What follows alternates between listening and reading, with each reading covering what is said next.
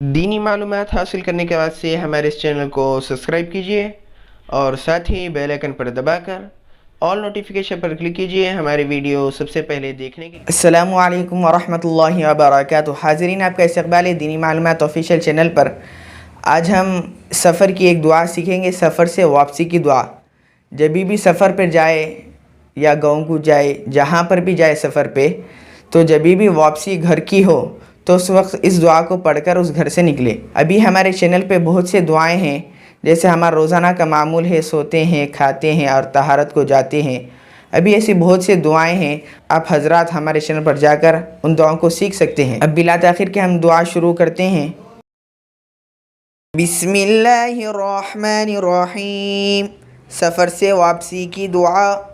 آئبون تائبون عابدون لربنا حامدون۔